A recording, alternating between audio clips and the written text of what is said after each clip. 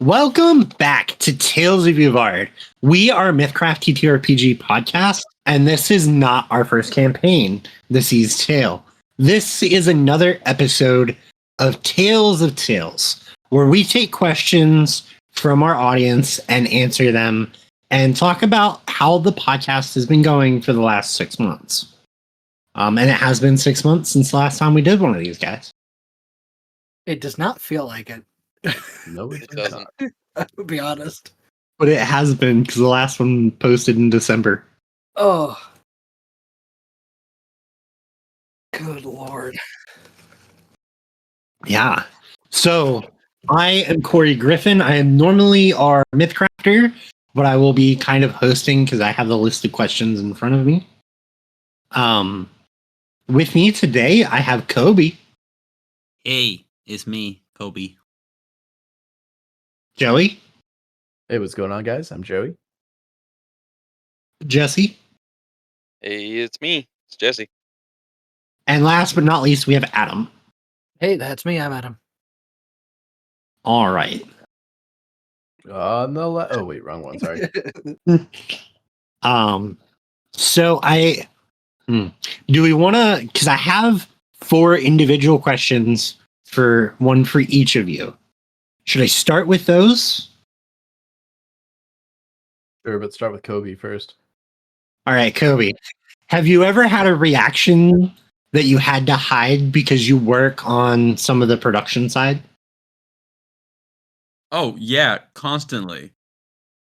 I live with my mic on mute half the time and often forget to turn it back on. But yeah, definitely. There's like sometimes it's custom monsters, sometimes it's things I just know in the pipeline. It's like luckily I'm really good at just not showing that in like Lesh, because I'm an MC myself, so I always kind of know what's happening in my own story that's gonna pop up. So I'm good at hiding it, but there are definitely times where I definitely have faces and have to beat myself because I'm like, what the fuck? Are you bringing this thing right now? I know this stat block, bitch. I've seen what you've done. But yeah, that's me. All right. Badger. That's me. Joey. Are all the romances in Tales of Yvard planned by you? Or was the Larissa and Smith romance a natural thing that came about? True answer. That was natural. That wasn't planned. Much like the relationship that Lesh and Usuri have, it really comes down to the relationship that Kobe and I have, although not romantical. Sure. We definitely have one of those like look at each other and know what the other is thinking kind of relationships. So the Smith Larissa thing was not planned whatsoever. I think it basically came down to somebody said something flirty one time and we rolled with it. Yeah. We were trying to just after we were like, we shipped that, right? We shipped it. I absolutely ship it. So like Except Doge. Yeah. Not to say he's against it. He just doesn't care.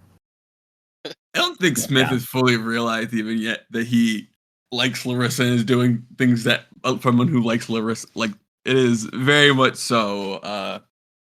It coming very naturally to them too. I don't think it's very like it doesn't feel very forced at all, which I love. A lot of high school energy coming out of them right now. Yep. Yeah.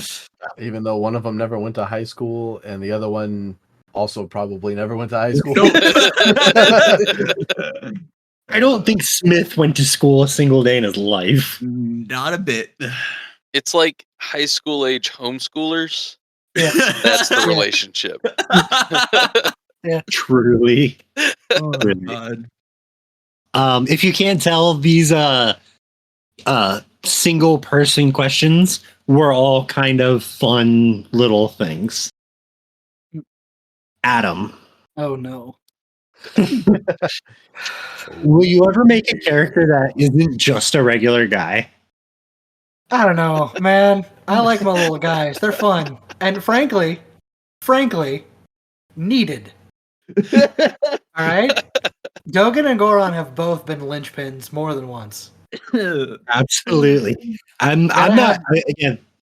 We've had this conversation off recording before that True. I absolutely love the fact that you keep bringing these guys that just live in the world and are thrust into this Yeah. And You I do think, play that cacophony of chaos. really well. I think it's because it's my favorite kind of protagonist, which is Mm. dude that woke up this morning not expecting any of it. Truly just like there's an old book called Castle Perilous. I think that's what it's called. It's a series. And that's the first book entirely is about three characters that just sort of literally walk into this place, and it's just magic and nonsense. And it's just like a dude off the street, some yeti off of a mountain, and another like lady off the street. And even in like anime and stuff, that's always my favorite protagonist. Just guy that's just done with everything. You know, I Play like it very well. yeah. Yeah. You play them amazingly. I Yeah. love them both for different reasons, right? Yeah. But That's weird, dude. yeah. I want to at some point play a guy that doesn't understand magic but can use magic. That would be very fun for me. Yeah. Zephyr? No, not Zephyr. That for just Not bullshit. Different. Fairy tale learning bullshit. Actual like, take arcane talents and just have no idea what he's doing, but it works. No, that does sound like a very fun and interesting character. Jesse, Yes. what drives you to make these a hyper specific type of characters? Where they are good at one thing. They Arguably. excel at these one things, but they Well, are super hyper specific. on paper. What drives you for that?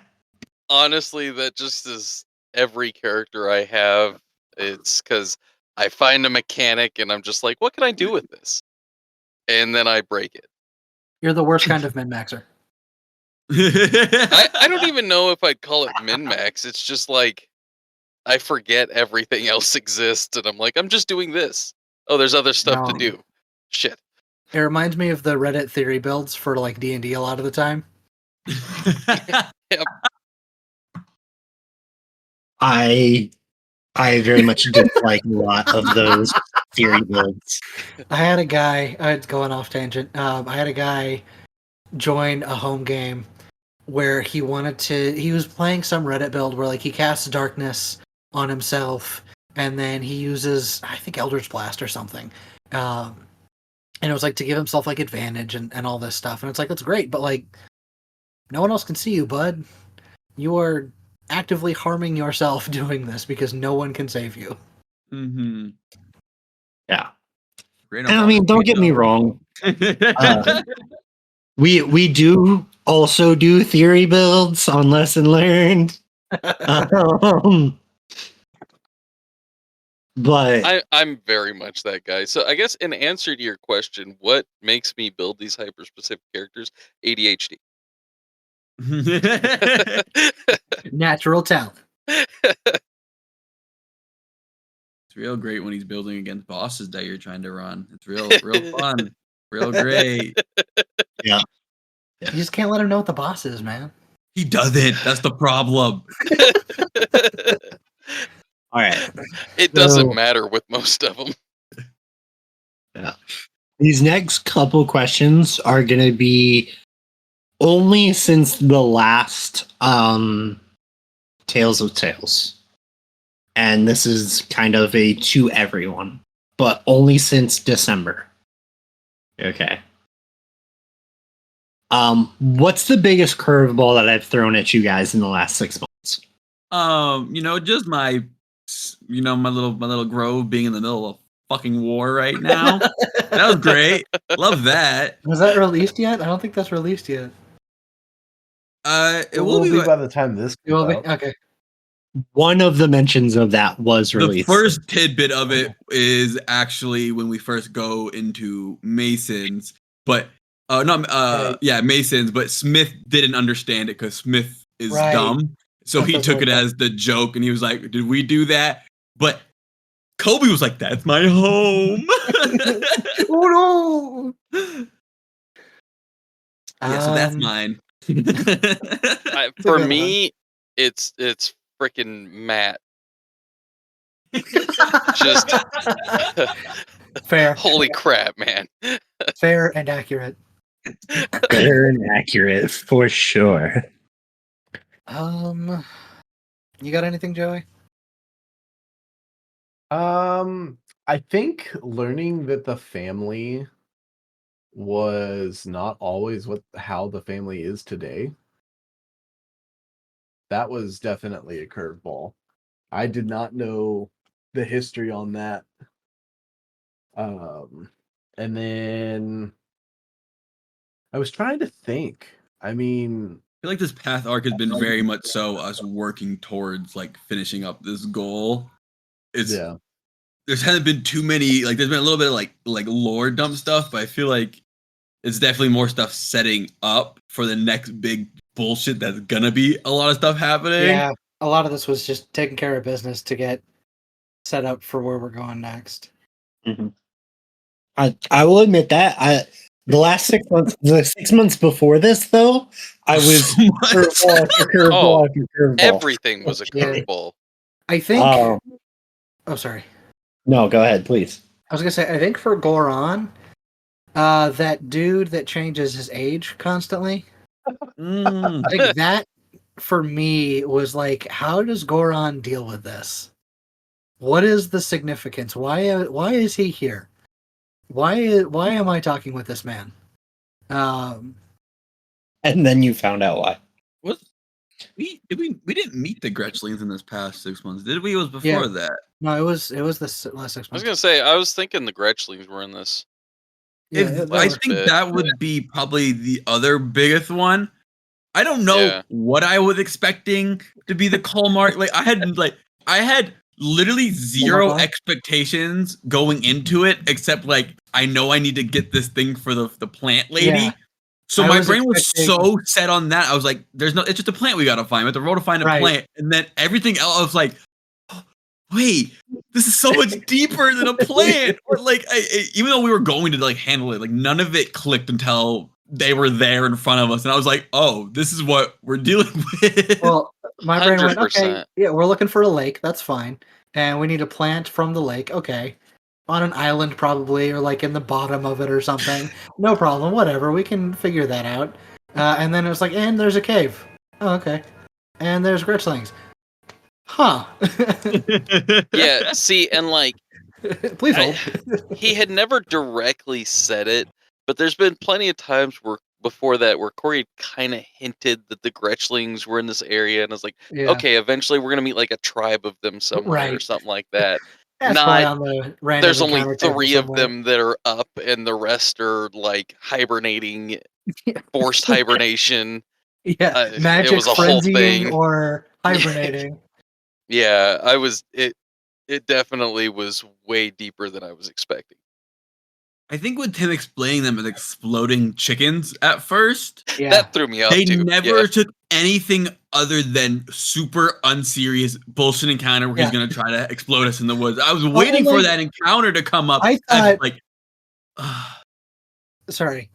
no, you're good. That was just me. Like I was waiting for the encounter to come up, and then that encounter came up. It was like, oh, this is so different. Yeah. So I thought the exploding chickens were on like a smaller island off the coast of this one or something. And it was like, yeah, they're over there. We're not going to worry about that. It was just a joke. Y'all wouldn't let it go because I've been there. Ask me about fire-breathing harpies sometime. But like, I was not expecting it to be, oh no, it's actually Gretchlings. People just see them as chickens or whatever. I was like, oh, okay. So wild. It's such a wild twist. I think Dogen's biggest curveball has been Caitlyn. and trying to Okay. figure out how to handle that, given everything that's happened and stuff. He's still struggling with it internally. As he should be. Like I said, I've enjoyed. I know it hasn't been curveball after curveball after curveball, like I tend to do a lot, but the ones I've been able to put out for you guys in the last 6 months, or watching the conclusion of something I set up a year ago. Right. That, like, we're talking about, like, I've been making the exploding chickens thing for over a year now. Yeah. Right. And you all finally got to the explanation of that. Matt was so much fun for me to just embody this. How does this young Gretchling or young Kleppen, not Kleppen, defend a boat against what would try to sack Home a boat? Alone. Home And Alone style. I came to Home Alone, Yep. and it already fit his character a lot with his more tinkery, playing with small objects and interacting with them. I don't know I think it was off air. We definitely made a joke where it's like, "Oh, he's gonna grow up to be a tinkerer." Like, it's so funny to see that finally like come to fruition. Right. Honestly, the biggest part of that to me was the fact that he has a body count. He does. That's horrible. So within the last 6 months, what has been y'all's favorite NPC? And I took away a lot of everybody's favorites at the beginning of this 6 months. Yeah. So we ended up getting some new ones. Did the favorites change at all ever, or was it all just I want Millie back? Actually, no, I'm not gonna go first for this one. Actually, I'm gonna let other people go first. I'm gonna save mine. I just wanted Millie and Luna back. I figured. And I to kill wonder Mason. why.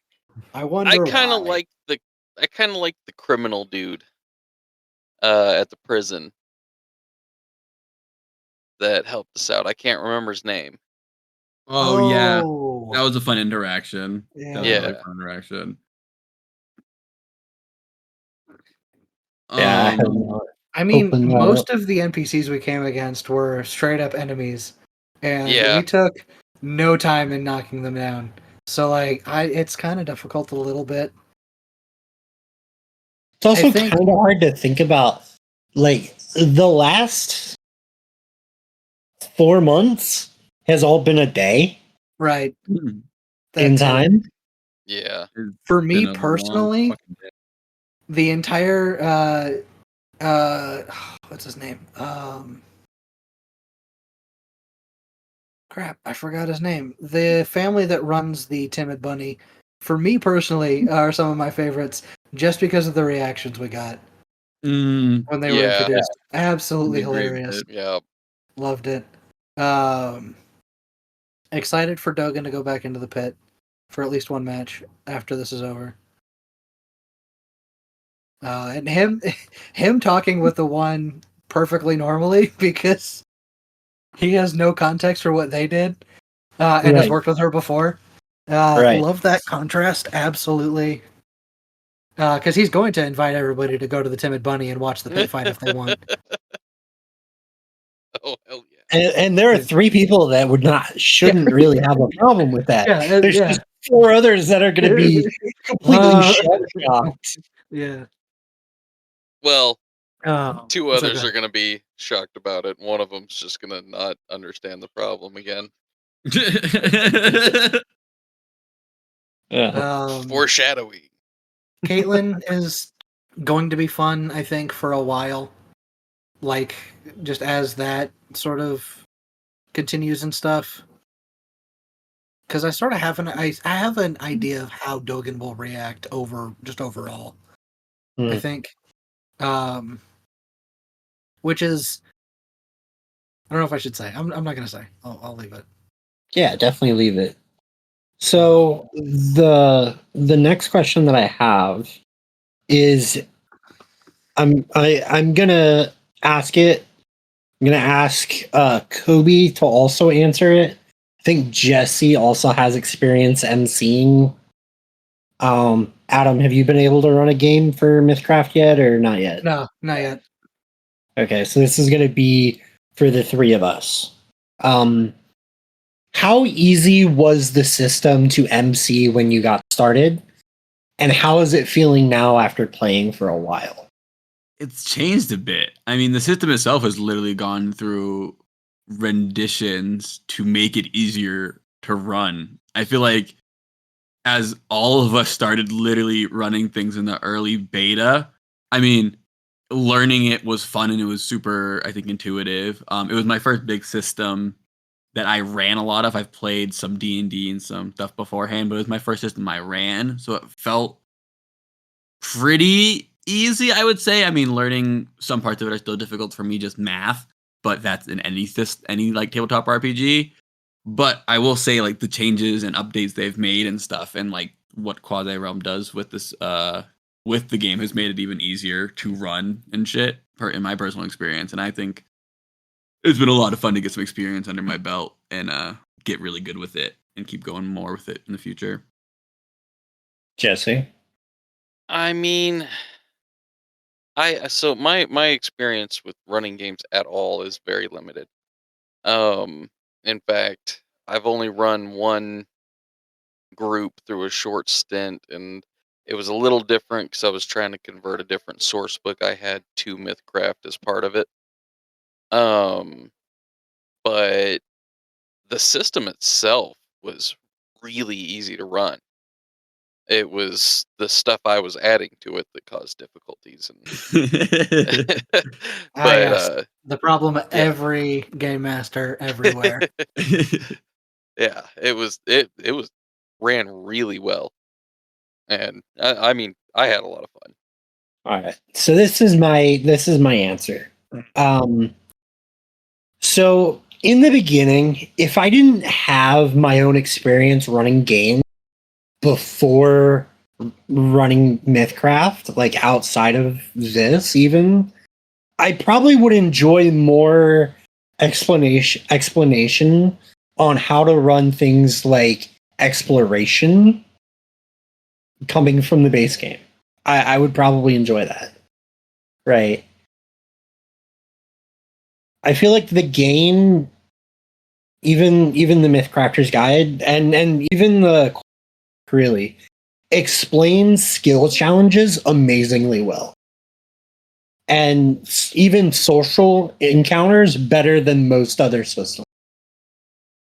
And oh god, the stat blocks are so easy to understand and to run that it only takes maybe one or two times to fully understand how to look at a single stat block and realize how it works. Now, I fucking love the stat blocks, guys. I look at other system stat blocks, I'm like, why am I so limited? Why am I so limited in all these other systems when I can look at a stat block in Mythcraft and see 7, 8, 9 different ways to run the same creature, we'll call it. Well, I think that comes down to a difference between Mythcraft and most other systems. Just Mythcraft in general, you have more freedom than you do in a lot of. I'm going to agree with you. I'm just specifically talking about like the MC side. I love the way that skill checks work because it really engages you all to interact in a way that fits your characters. You know, since I only ask for an attribute check and you guys give me the skill, it lets me know how to feed you information or how you guys are choosing to interact with the world. You know, instead of me just asking for a specific skill check. Yeah. You know, I still feel like the base game could explain exploration better. But if I have this problem every system I've ever ran, I'm like, they should give better explanation of exploration. Yeah, that's a common issue with a lot of them. D&D especially is notoriously rough with exploration stuff. D&D is not great for it. Pathfinder is not great for it. Blades in the Dark isn't really all that great for it. There, very few games give you good exploration mechanics, which is why I came up with my roll me a d6 system. Yeah. And then I make my table, and you all roll for what you get. You know, but again, that was my answer to not having any kind of support, because I do the same thing in my old D&D games. Badger will attest that I can. So, guys, how does it feel now to play multiple different characters in the same combat? Actually, the only time we've done that was the labor camp. Yep. Which was in the last 6 months. Yeah. How's it feel? It wasn't too bad. I mean, my characters are... Oh, sorry. Oh, no, go. Sorry. My characters are different enough that, like, Go-Around's going to cast some magic. Dogan's going to run up and punch someone in the face 400 times. It's easy. I have that separation there. You screwed me, got Yusuri stuck. So Yusuri didn't do shit that fight. Me? Larissa got there. No, Corey.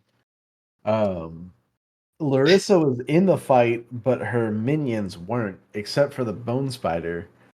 So, honestly, I didn't really experience that much of two characters, one player, same fight. It almost felt like Yusuri basically didn't participate. I get that, because it was he like... had Yusuri locked down hard, I'm not gonna lie.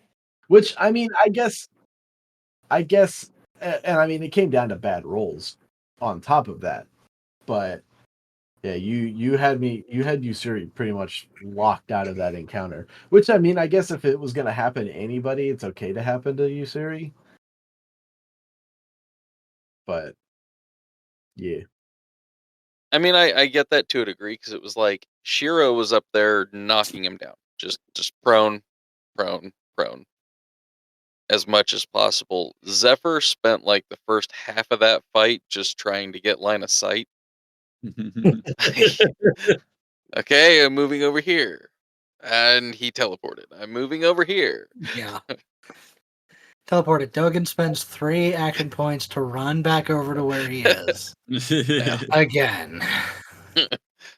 I think the combination of us having initiatives that were literally back to back for all of our characters really helped. And we had one big guy was the main thing. I enjoyed it, but I almost feel like it would have been felt more like, hey, we have 2 characters each. If it was like there's a bunch of minions and or a couple of different big guys that they kind of have to split off and strategize a little bit more. Yeah, but since we were all just like hit him, there was no like, okay, let's figure out me making sure Lesh has his buffs on these guys, while Smith is in range to defend these guys. Like, fucking pylon, bro, get his ass. And then he went teleport because he couldn't stand up the whole time. Pretty much, I had to fucking do something. Shiro's I did like the fact that Shiro and Dogan both have like high AP, so it was just those two ran up and hit, run up and hit. Yeah, that was a fun fact. Now, as far as like having it in a role play situation, we've had multiple instances of that. How was that for you all? You watching Jesse masturbate with himself? Great. I hated that so much. I hated that. And I was not prepared for it. Yeah. Not prepared at all. The one time they talk, and it'll never happen again. It was so funny. It was Not if I can amazing. avoid it. I have like a couple interactions since that happened. I was like, okay, let's think of a couple topics that if they do have to talk, we can Yeah. deal with it. Yeah, they're Was both not planned on. they're both friends of other people who just sort of got stuck in the same room together.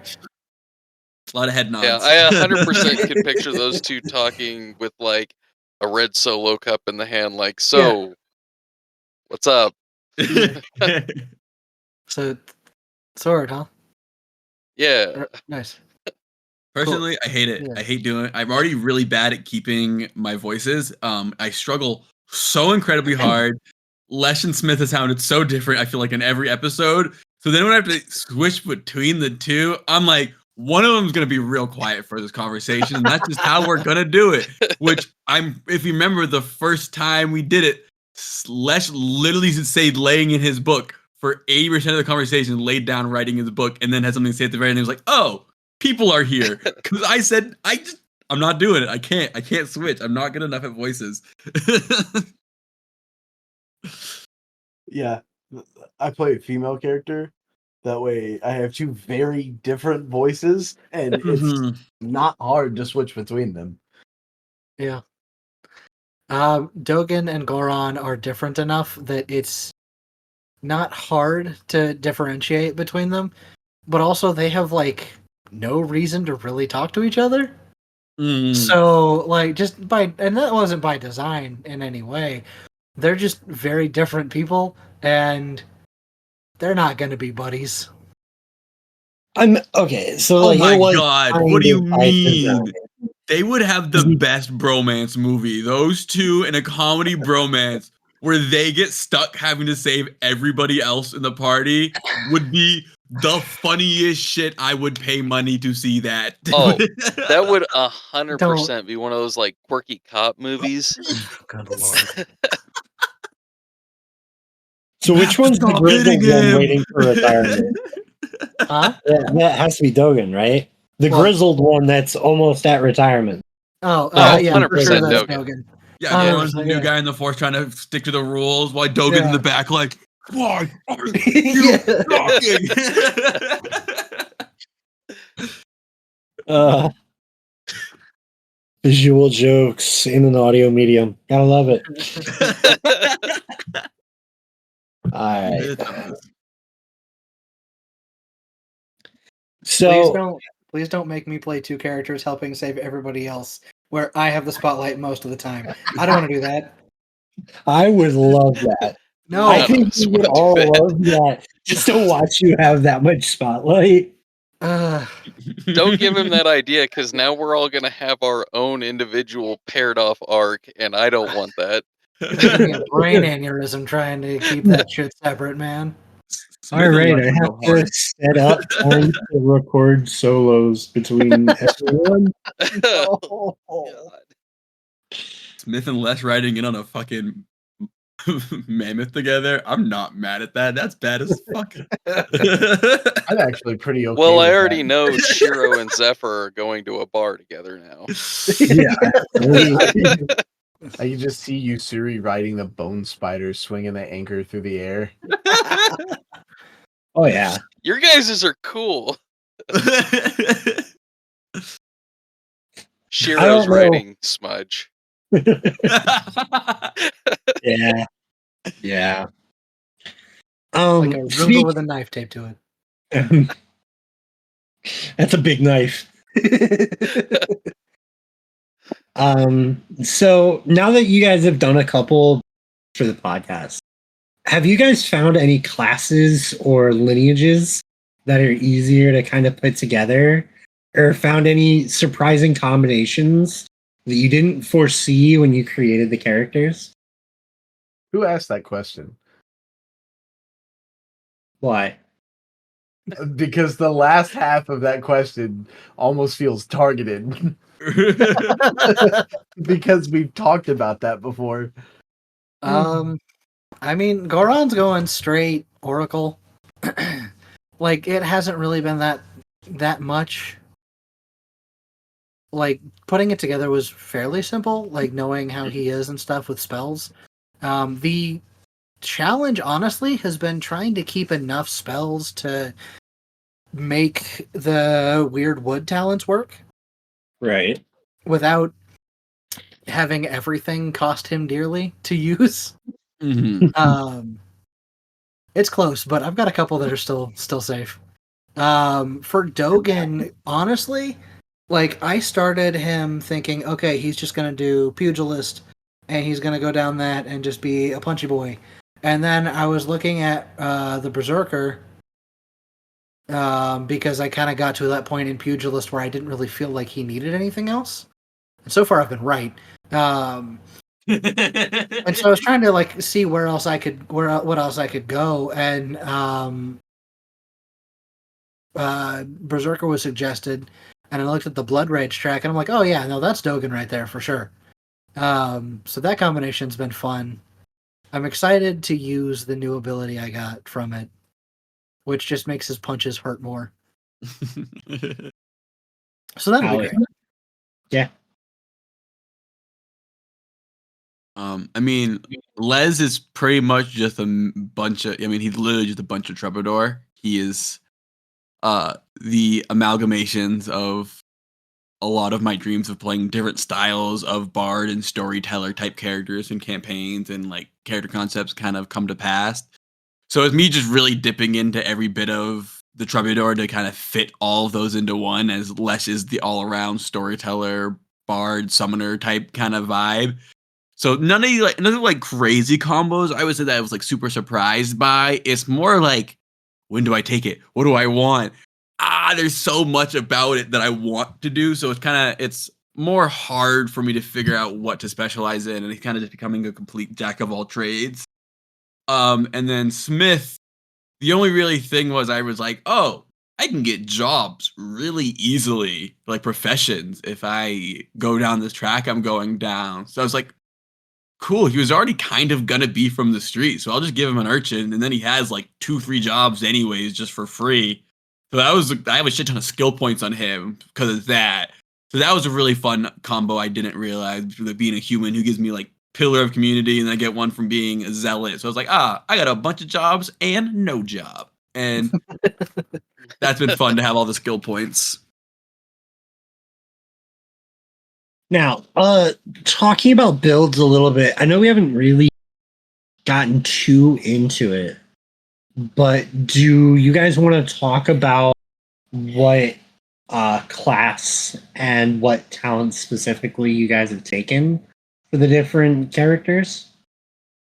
I know, Adam, you said about Goron's straight Druid Oracle, right? Yeah. I've taken a couple of primal talents to get some spells. But the only class talents he's taken have been Oracle ones. I'm actually pulling them up right now. So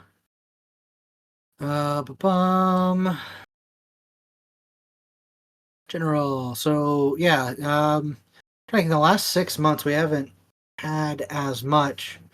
Because I know we talked about this before.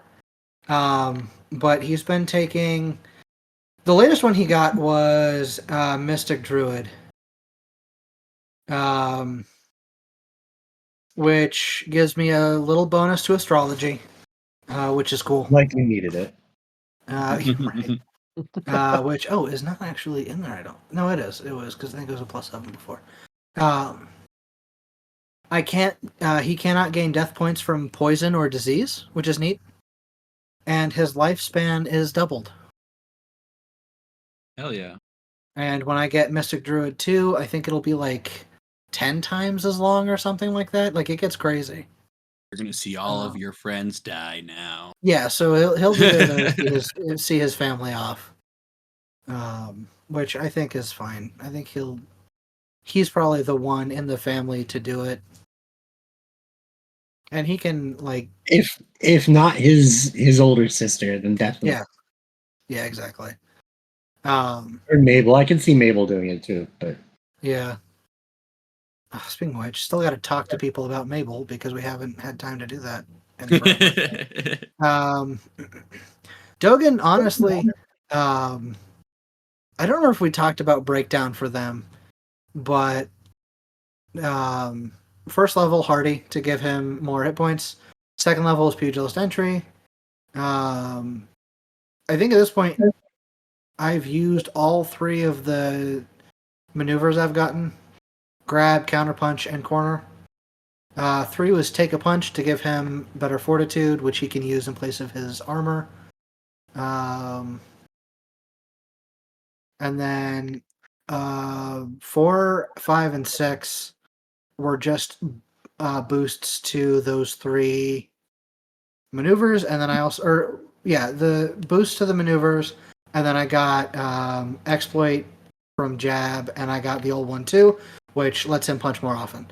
And then 7 was the Berserker entry, where I got the additional AP to use for punching, and then Blood Rage 2 gives me +2 to attack rolls. And that's where he's at. So honestly, Dogen is just all about throwing them punches harder and faster. That's what he does. And he does it very well. Yeah, he does. Joey, you want to talk about Yusuri and Larissa a little bit? So I'll talk about Larissa because it's the easy one. I'm pretty much just going straight Vessel, particularly the Demon Soul track, until I run out of Demon Soul track to track in. So I mean, everything about Larissa comes out of a supplement, and I immediately fell in love with it right off the rip. And some of the combinations, to go back to like the previous question, some of the combinations that I pulled off with Larissa have absolutely shocked me. Had no idea the synergy that was going to happen, like in the demon fight. Like the combinations, the synergies, everything that came with Larissa in that fight felt freaking epic for me. And then with Yusuri is complicated now. Well, let's hear it. Let's hear what levels are in what. So originally, I wanted to be a berserker, as I've talked about before. Of which I did for 2 levels. I took the exile track, I believe is what it is. Yeah. For berserker, got the brand, and then again a certain supplement book released content. I found a particular track in that that I wanted to take, and so Yusuri began dipping into warrior. And this past and previous level, wouldn't you know, I big boy struggled with whether or not I wanted to go back into Berserker or not. Particularly with the branded track from Berserker, which subsequently is from a supplement book that I keep talking about. Because it's just an awesome book. And I eventually settled on not doing that, and ended up progressing further into Curseblade, where I now have morphing because of some special things that are going to come down the line with what I can do with morphing now. Right. And I can't wait to see what that looks like. Ooh, Down the neither line. can I. All I'm going to say for the future, Monster Hunter, Big Bunk. Big bump.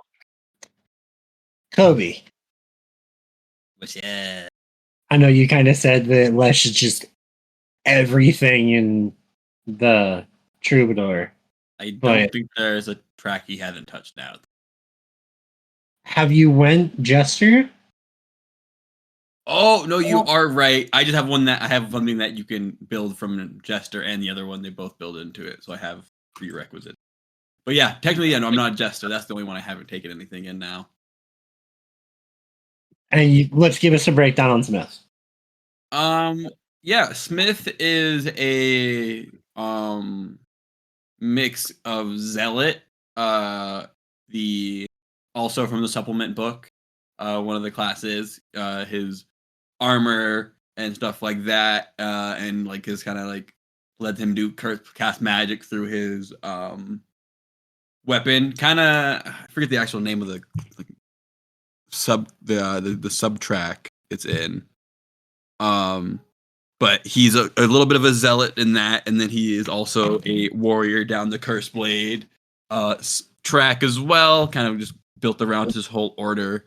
So he is more zealot than curse blade at this point. In the Oath of the Saints is the track I'm going down, letting him cast his holy magic, which we haven't seen much of him do any of the Healy stuff with it, but he does have a tiny bit of healing that is a really fun spell and exciting to use when it does come up. But yeah, I just gonna get good armor and do my taunting shit that we saw in the Mason fight. Just gonna go just deeper down that part of the zealot is the plan. And it is a great spot to be. Yeah. Now, Sorry. Go ahead. I was going to say, we as a party have really ignored healing almost completely. And I refuse to give you a heal bot. Both times. Hey, I have a holy magic guy. It's a possibility. I just have to roll every time I heal somebody to see if I heal other people.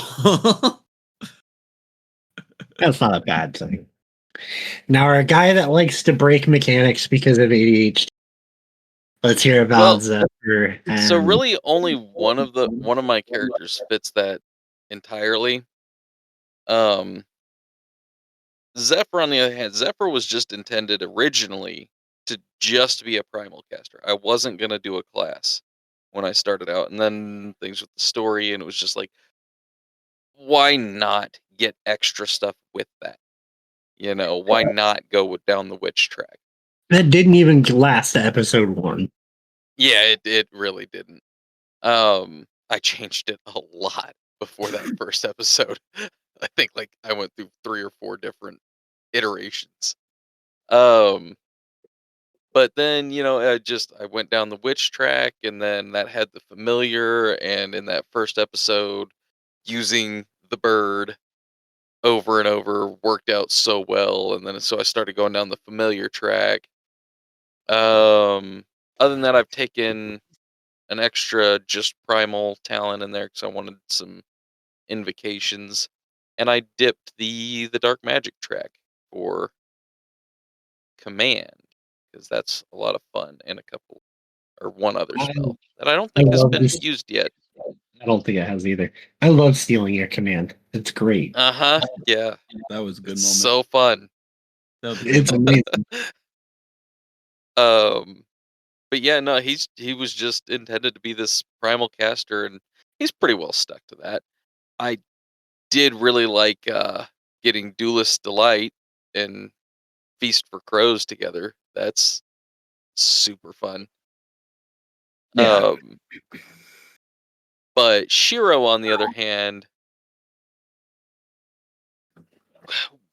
was actually just kind of a redo of a character I had way back at the beginning of Mythcraft. That things changed and that exact build wasn't available anymore. But so I was like, I want to redo something similar to that, just make it a little bit better. And out came Shiro instead.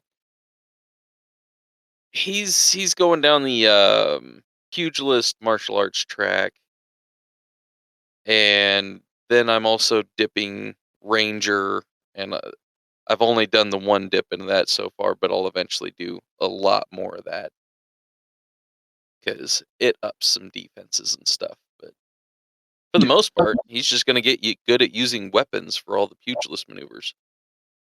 instead of punching, he's going to be slashing. Yep. I love like for the overlap we do. Like we have 2 pugilists and we have 2 curse blade warriors. All the characters still feel so unique within their own They freaking like it's Yeah. hilarious. I love it so much. I was like, I don't want to step on any toes when I'm building Smith. And I was like, hey, do you mind if I dip into Curse Blade too? And Badger's like, yeah, of course, go ahead. And then I brought Smith and in his combat with Smith and Usuri, having them next to each other was so fucking dope. Like it was just such a cool moment. Just them fucking and then also Shiro and freaking Dogen, like their Very maneuvers are so effective but so different in the way they use them. One's like, I'm gonna get in there. The other one's like, no, you're gonna get the fuck over here. It's like I love it. I love it so much. You're not running away. Where do you think you're going? We're not done yet. Lay down. We're not done till I say we're done. Yeah, it is a lot of fun, and it really does show the variety of builds in Mythcraft. Exactly what can be done. Now, I meant to go ahead.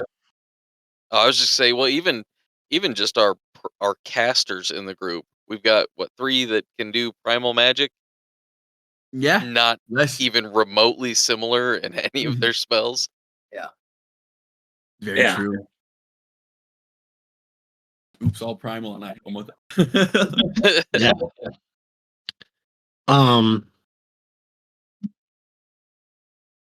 So I meant to answer this for a question that was asked. The biggest curveball you all threw at me. Oh, I'm excited to hear that. How you all split the parties between who went to Mason and who went to the fucking jail. Yeah, that's fair. I think it surprised us when we realized that's what we were doing. We're like, oh, okay. This So is how we're going. all of our support's going this way, and all of our attackers are going this way. It'll be fine. One group was real chill, and the other group was real aggressive.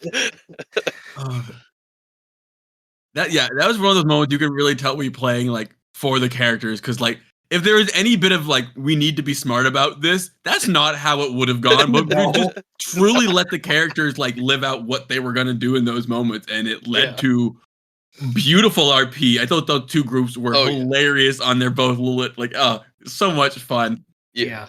Fantastic. The only way that could have made it any I have made the joke of the all melee party going out, and we were so close to having that on the first split that I was just shocked, right?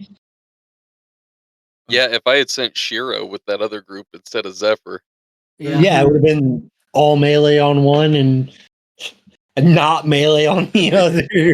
Because I won't call them all ranged, because like it's not all ranged, it's mostly casters. Yeah. But Larissa also has the body bags she brings with her. Oh my god. That was such a like these guys are gonna go to the House of State and go talk to the guy, and then you just walk like that and we come in like it was. Those should be the guys going to go bring people out of prison. Why are all the skinny like casters like we can go deal with enclosed spaces in this small prison and break out? And it went to shit so quick after the first fight. Like, it was so good. We got there. I mean, everything went to shit real quick after the first individual fights on both sides. Yeah. Okay. Yeah, the other group was just like, we're just gonna talk to him. We're just gonna talk to him. We're just talking to him. Spiked fucking brass knuckles. Hell yeah. They leave. I've built some. Yeah. I've built some really fun items, I feel. Oh, yeah. To really help drive up some of the things. My 2 favorites, I do have favorites. I have two favorites. They both sit about equally for me. I love the anchor. It is probably one of my favorite, like I said, it's one of my favorite things that we've homebrewed for the game. I love the anchor. And I adore those spiked brass knuckles. I think they're the simplest item in the whole group too. They are, but they don't have to be No. anything crazy. Yeah, it's not one of the vestiges or whatever. They're probably not gonna get stronger, but God, are they effective. Yeah, I adore them. They're Oh, they're hilarious. so fun. I'm hoping I can use them in the pit fight, because if not, I'm gonna be sad, and Dogen's gonna be sad. There's definitely a part of me, like in my head, when I see Dogen, I'm literally just seeing Knuckles. But that Fair. as big of a Sonic fan I am, you first point out like, oh, he just has the knuckle gloves on, his into people. That's actually probably a pretty good representation. Yeah. Though I always for some reason I always picture this longer and narrower than that. I mean, that definitely makes a lot more sense than the comical bit of Knuckles. I'm a Sonic nerd, so I'm not saying you're wrong. I'm saying in my head it's yeah. different than that. But yeah, there's so many things that we've made and like handed out to each of the characters. Like the wand. I can't wait for some of the wand abilities to start showing up. Mm-hmm. The bow really has not had a chance to shine yet. It hasn't, and it's gonna be so good when I start to get and use it. You know, the Excited scythe. for it. I adore the scythe. Right. It was the first one I put out there. I love the fact that Lesh got it. He's just the one who's least likely to ever really like. He'll use it on occasion, but it's super not going to be very common for him. Yeah. But just wait until I have like we're gonna be like in one of the final fights. I'm gonna activate. It's gonna be like a 30-foot radius, just aura it around me of just ching ching ching ching ching, and then it'll be great. Yeah. No, I wanted it so bad, but not because it fits Zephyr at all. Just because I, as a person, love sights. I was so games, I'm happy just like, because "Oh, I am the biggest Scythe." Scythe guy. It's so sick. I think it was really funny if we were all making all the jokes of it being, you know, the Reaper of whatever. It was like nut or what what was the actual name of it? Now I can't remember. It was the Scythe of the Reaper of Souls. was it the Reaper of Souls? I Are you forget what talking about fucking- when he was talking about how it like separates the chaff? Yes, Yeah, the yes, shaft from the wheat. yeah. Yeah. I remember that is why I was like, oh, so it does fit Les. It works. It works. What was it that we were talking about? Like, Circumcisions, I think. yeah, it was like I forget exactly what we were talking about, but yeah, it was separate the chaff Sounds from the about wheat, right. but dicks. Yeah, a lot of those dick jokes do get cut out of the podcast, so You're welcome. Dude, Those are if those our are in the tangents were title. left in, it would be horrible. It's so bad. Once you Elite the Clips blooper reel or whatever we end up doing with those things, you're gonna see the dark side of Tails, dude. Yeah. We're idiots. Yeah. I wouldn't say we're idiots. I'd say we're a group of friends that all like jokes. Fair. As I would call me and my group of IRL friends, idiots. But in my word, a term of endearment, truthfully. I love that I get to be an idiot with you guys. It's fucking so much fun. No, I appreciate each and every one of you for everything that you've brought to the podcast and helped me do with the podcast and helped me with this and everything we've created, and I appreciate it. But it does bring me to our last question, which we get this question every time, and it's, why are you guys so freaking awesome? Oh, you.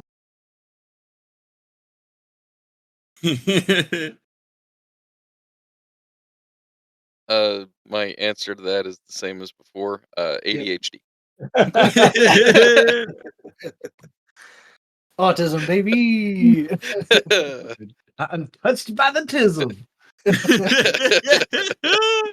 You know, I think it's a combination of we all want to see this project work really well, and we all mesh together really well too. You know, That was immediate too. Yeah. Just immediate. Yep. And Yeah. see it every time, but it's fucking, we clicked, bro. We zinged, as they would say in Hotel Transylvania, because I just recently watched that in like a platonic way. We platonically zinged.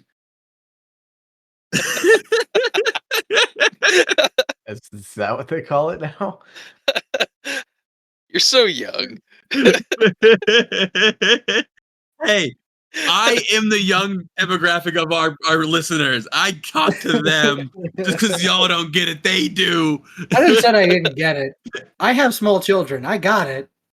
but yeah, the answer is they are awesome because we all want to see this work together, and I could not do this by myself. So I had a bunch of cool fans make it very rewarding to do so. Mm-hmm. Oh yeah. I cannot tell you how much enjoyment I get out of when I go to upload an episode and I see our listenerships, and I'm like, there are that many people in the world that want to check out our little podcast. That's I crazy. nerd out about it sometimes. Just open up like Discord notifications from the server. It's like, bro, this is like a little community we've built of like dope ass people. Like it's It so is. rewarding to have met and like got to interact with all the cool fans we have and stuff. And like I'm so excited to grow it bigger and like do more. Yeah. Agreed. But yeah, so on that upbeat, I am gonna drag us down just a little bit. Tales of Yavard is going to be taking a small summer hiatus. After this post, we will not be posting another episode until July 16th, 2025.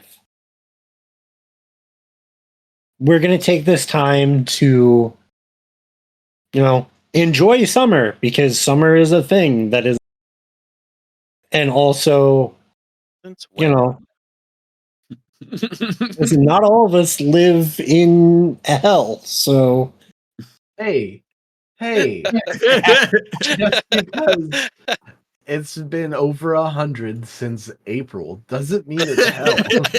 fuck that. Yeah, That is hell. we're gonna get there soon too. Oh, It's already getting close.